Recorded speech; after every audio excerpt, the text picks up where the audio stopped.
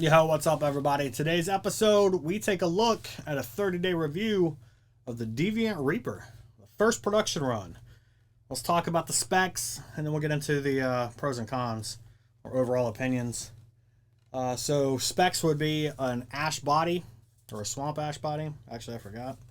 And then mine, because I chose the black model, and each color had a different version, so it does slightly vary. And that is the neck. So because mine is black, it is Wenge and maple. You guys see that right? Yeah. Okay. Profile of the neck is good. I have no complaints. My Grimoire has the same profile, and it's very fun to play. It's very smooth. It's very comfortable. The fretboard on this one is Rich Light. So I think that is a man-made fretboard, if I'm not mistaken. It's kind of snappy feeling, so, no complaints there. Not that it really matters. Stainless steel frets, so I don't have to replace those. His fret job is good. There's no burrs on it. It's okay, so the neck is absolutely straight as an arrow, 100%. Like, it's dead flat. I was kind of surprised by that, and we'll get into that here in a minute. But it's a 25.5-inch scale. The body has a hip shot bridge, and we have hip shot locking tuners, and then we have a tusk nut. We have a 5-way switch. We have a push pull. We have the Fishman Fluence, or the Fishman Fluence modern pickups, and of course he laser etched the 4 horsemen on the neck with a crossed scythe or sickle on the bridge. And if I remember correctly, it is in the bridge humbucker position is all the way down. So what is that, 5? So 4, the 4th position would be the inner coil of just the humbucker with the high frequency tilt. The middle position, or 3, would be the outer coils of the neck and the bridge. Oh, of course I did that backwards. And then the second position would be the inner coil of just the neck pickup with the high frequency tilt. And actually, I think the high-frequency tilt was on the neck and the bridge when it was combined with the two. And then all the way up in the first position is just the neck pickup with the humbucker.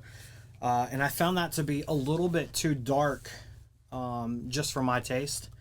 Of course, voice 1 and 2, depending upon your push-pull. But so I reached out to Royce, and what I did is I disconnected the yellow and blue wires on this particular setup.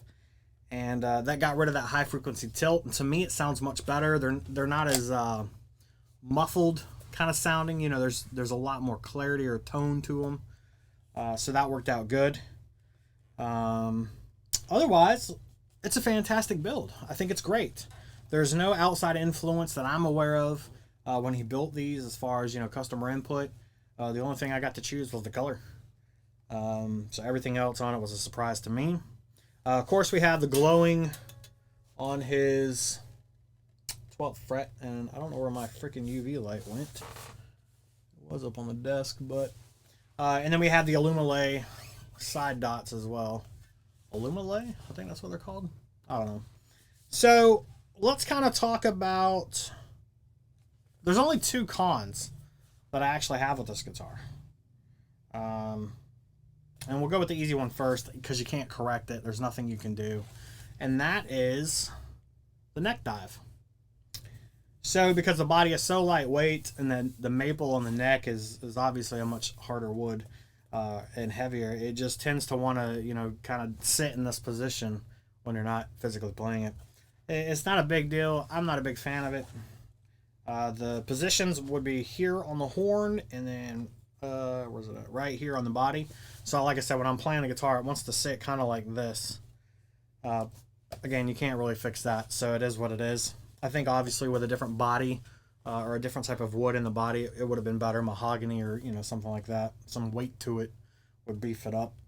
And the second problem, and I've reached out to Royce on this, and we spoke quite a bit at length, and that's the action of this guitar. Now, my particular guitar, for whatever reason, I cannot get it to drop below a .072 on the low E string. I don't know if you guys will be able to see that or not, but you could pretty much park a flipping bus underneath that. You can kind of see it. So 12th fret. Oh, there's a lot of play. Anyways, so like I said, I reached out to Royce and he offered to, fix it and take care of it.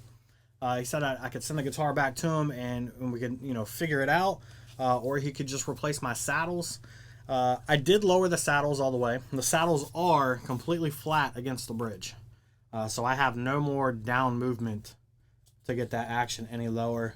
The playability at the first fret is fine. It's not the nut that's the issue. It is definitely at the bridge. So what I opted to do, it was very kind of him to tell me, I could send it back to him and he'd take care of it. It speaks to him. But I think I'm just going to notch out the saddles myself. He and I talked about that. And since I like to mod stuff and tinker with all my guitars anyways, it'd be something different and I could have fun doing that.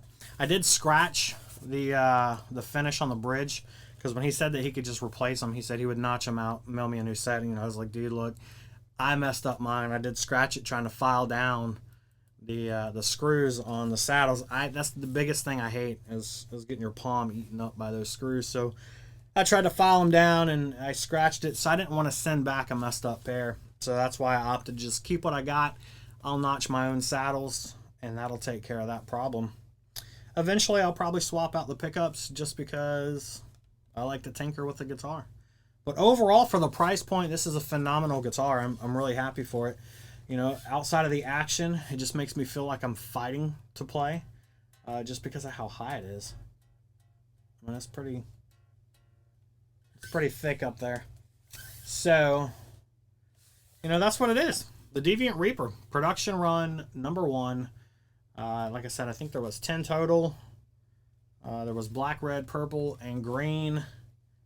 And after I saw the finished product, when I saw the purple, I kind of kicked myself for not ordering a purple one. They do look really good. So, anyways, Deviant Guitars, man. I don't know what his next production run is going to be. I know it was going to be the Grimoire and something else, but I think either due to demand or something, I think that's been postponed for now. So, anyways, tell me what you guys think. Share it around, do whatever you want to do with it. We're not going to play it today. There's no need. Where everybody knows that my playing skills are horrible. So there's plenty of other people out there who are getting some more love on it. But that's it, man. That's the Deviant Reaper guitar. Like I said, it's a great build. Royce's his craftsmanship has definitely come up. Oh yeah, you know what? I know I mentioned it on one of my guitars. I think it was a Grimoire. He did slightly roll the fretboard on this one too, which is awesome because it makes it that much better to play. To me, it's more comfortable. I'll probably roll it a little bit more just for my personal taste, but yeah, it looks good. He rolled a good job on it. So, anyways, man, I'm gonna hit you guys up later. I'll go play around for a little bit. I gotta do some errands and whatnot. So, tell me what you think in the comments. We'll talk to you later.